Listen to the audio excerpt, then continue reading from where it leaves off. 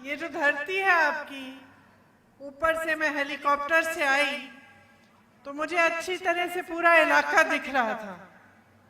कई जगह मैंने देखा कि काफी सूखी जमीन दिख रही थी, लेकिन जहां जहां हरियाली है, इतनी सुंदर है, इतना सुंदर है ये इलाका। पहाड़ है, नदी भी है, बहुत सुंदर इलाका है। और मैं जानती हूँ, मेरी दादी इंदिरा जी हमेशा कहती थी कि जो आदिवासी भाई बहन है हमारे, उन्होंने हमेशा प्रकृति का आदर किया है।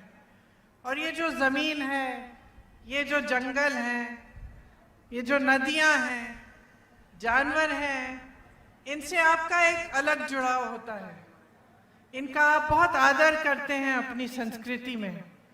और आपकी जो संस्कृति है आपको सिखाती है कि सब आपस में जब फूले फलेंगे तभी इंसान आगे बढ़ेगा, फूलेगा फलेगा।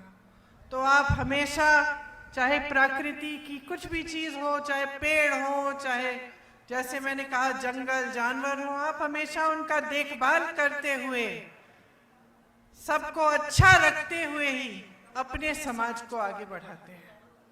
तो ये बात मुझे बचपन में ही इंदिरा जी ने सिखाई थी। जब वो आदिवासी क्षेत्र में जाती थी और उनके आदिवासी भाई बहन उनको कुछ देते थे, हमेशा अच्छी तरह से अपने घर में सजा के रखती थी। आज भी अगर उनके घर जाएं तो आपको उनके कमरे में वो चीज़ें दिखेंगी जो खास तौर से यहाँ के जो छत्तीसगढ़ के आदिवासी भाई बहन हैं, उनकी कला और जो उनकी जो हस्तकला थी, वो चीज़ें आज भी उनके यहाँ, अगर जहाँ म्यूजियम बना है वहाँ पे आप जाएं तो आपको दिखेंगी। देखिए यहाँ ये जो आपकी धरती है, यहाँ मजदूर यूनियन के जन्मदाता पंडित राम कुमार जी दुबे भी रहते थे, ये उनकी जन्मभूमि है। शिक्षा क्षेत्र में योगदान देने वाले विभूति भूषण लाहिड़ी जी का भी एक कर्मस्थली है। और भारत की अखंडता में प्रमुख भूमिका निभाने वाले श्री रतनलाल मालवीय जी, पंडित ज्वाला प्रसाद उपाध्याय जी और बाबूलाल गुप्ता जी भी थे। ये आपके महापुरुष हैं, आपकी ज़मीन से उठे, लड़े इस देश के लिए, कोई आज़ादी के लिए, कोई शिक्षा दिलवाने के लिए, तो किसी ने कोई और अच्छा काम किया। सबने अपनी भूमिका निभाई हमारी इस धरती के लिए, आपके यहाँ इलाके के लिए, लेकिन पूरे देश के लिए भी। ये प्राकृतिक संसाधनों से भरपूर धरती है। आप मेहनती लोग हो। रास्ते में पायलट जी बता रहे थे कि यहाँ शुरू में हर प्रदेश से अलग अलग लोग यहाँ आए, बंगाल से आए, बिहार से आए, और यहाँ पे जो खदानें हैं उनमें उनको रोजगार मिला, यहाँ पे बसे। तो कुछ आपके पूर्वज अलग अलग प्रदेशों के भी होंगे और कुछ आप लोग इस प्रदेश के भी हैं। सबने यहाँ इस इलाके के लिए, अपने प्रदेश, अपनी धरती के लिए पूरी तरह से मेहनत की, उसको आगे बढ़ाने के लिए, अपने आप को विकसित करने के लिए, बच्चों के भविष्य बनाने के लिए।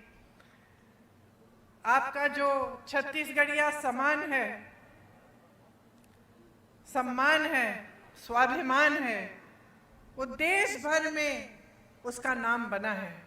और मेरे पहले बघेल जी बोले, मैं आपसे कहना चाहती हूँ कि बघेल जी ने खूब कोशिश की आपके प्रदेश को आगे बढ़ाने की, और मेरे ख्याल से उन्हीं कोशिशों की वजह से सबसे ज्यादा आक्रमण उन्हीं पे हुआ। उन्होंने जो छत्तीसगढ़िया स्वाभिमान की बात उठाई, ये पहली बार पूरे देश भर में फैली।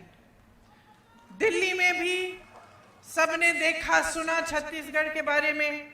मैं कहीं जाती थी, लोग मुझे कहते थे कि वहां पे तो बहुत तरक्की हो रही है, और लोग बात करते कि किस तरह से आपके प्रदेश को आगे बढ़ाया जा रहा है।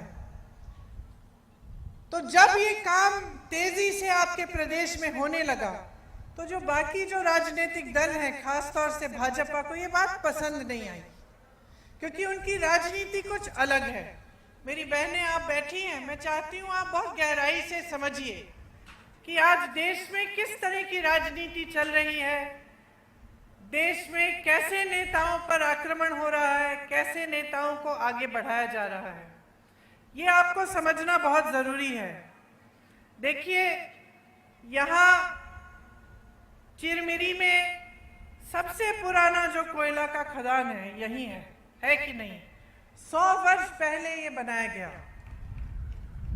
यहाँ जो कोयले का क्षेत्र है वो उसको आगे इंदिरा जी ने बढ़ाया। उन्होंने जो खदान है उनका राष्ट्रीयकरण कराया ताकि आप सबको रोजगार मिले, यहाँ पे खुशहाली आए, और इसी के जरिए लाखों मजदूरों को रोजगार मिला। आज जो देश में राजनीति है वो एक तरह से गरीबों के विरोधी, मजदूरों के विरोधी, श्रमिकों के विरोधी, किसानों के विरोधी राजनीति चल रही है। आपको बातें तो बहुत बड़ी बड़ी बताई जाती हैं, खास तौर से जब भाजपा के बड़े बड़े नेता आपके सामने आते हैं, आपको बताते हैं कि देश में बहुत खुशहाली है, अर्थव्यवस्था बहुत मजबूत हो रही है, हम तेजी से आगे बढ़ रहे हैं, बहुत चीजें गिनाते हैं कि बड़े बड़े इवेंट किए हैं, बड़े बड़े विदेश के प्रधानमंत्री और राष्ट्रपति हमारे देश में आए हैं। लेकिन जब मैं आपसे कहती हूँ कि आपको गहराई से बातें समझनी है, तो मेरा मतलब ये है कि ये जो नेता आपके सामने आते हैं और ये सारी बातें कर रहे हैं, भाजपा के नेता, खास तौर से मोदी जी, तो आपको गहराई से पूछना पड़ेगा अपने आप से कि भाई ये आपकी बात क्यों नहीं कर रहे हैं? आपकी समस्याएं बहुत बड़ी हैं आज के दिन, है कि नहीं? मेरे भाई यहाँ खड़े हैं, है ना? आपकी बड़ी बड़ी समस्याएं हैं, लेकिन उनकी बात इन मंचों पे नहीं हो रही है। इन मंचों पे जो बात होती है वो बड़े बड़े इवेंट की बात होती है। कोई G20 बोलता है, कोई पाकिस्तान की बात करता है, कोई चीन की बात करता है। आपके जीवन में जिन संघर्षों से आप गुजर रहे हैं उनकी बात नहीं होती। आज यहाँ आप ही के इलाके में हालात क्या है? कई खदानें बंद हो गई हैं, हुए हैं कि नहीं? हुए हैं ना? और कईयों का निजीकरण हो गया है। बघेल जी ने बोला बड़े बड़े खरबपति अडानी जी को दिए गए हैं, कांग्रेस के जरिए ये बनवाए गए। यहाँ पे कोरबा कोल फील्ड्स थी, सुपर थर्मल पावर स्टेशन बनाए, लेकिन मोदी जी ने लगभग सब कुछ आस्ते आस्ते अपने बड़े बड़े खरबपति मित्रों को दे दिया है। यहाँ के खदान, देश के बंदरगाह, देश के हवाई अड्डे, सारी सड़कें, बिजली, पावर, ये सारी चीजें अब अपने बड़े बड़े खरबपति मित्रों को सौंप दी हैं। ये सब चीजें बहनों और भाइयों, ये सब संपत्ति किसकी है? ये संपत्ति मोदी जी की नहीं है, ये संपत्ति किसी नेता की नहीं है, ये देश की संपत्ति है। देश की संपत्ति आप अपने आंखों के सामने आपने देखा। जब देश की संपत्ति थी तो रोजगार मिलते थे इन खदानों में, और सुरक्षा भी मिलती थी रोजगार की। आज सरकारी नहीं रहे तो बड़े बड़े सेठ तय करेंगे कि आपका वेतन क्या है, बड़े बड़े सेठ तय करेंगे कि इसको बंद करना है, चलाना है, बड़े बड़े सेठ सारे निर्णय लेंगे। तो जो आपको पहले एक रोजगार की सुरक्षा मिलती थी वो नहीं रही। आज श्रमिकों को ठेकेदारी द्वारा उनका शोषण हो रहा है। आपको ठेके पे नौकरी मिलती है, कितने पैसे मिलते हैं, नहीं मिलते हैं, इस पे कोई रोक नहीं है।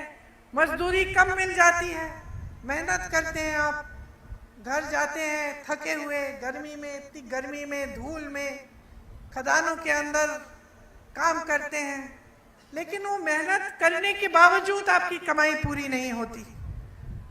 कई लोगों की जमीनें खदानों के लिए ली गई, उन्हें मुआवजा नहीं दिया गया, पुनर्वास नहीं किया गया, रोजगार नहीं दिया गया, उनको ऐसे ही छोड़ दिया कि आपकी जमीन हम ले रहे हैं, किसी को दे रहे हैं, लेकिन आपके लिए कुछ नहीं है।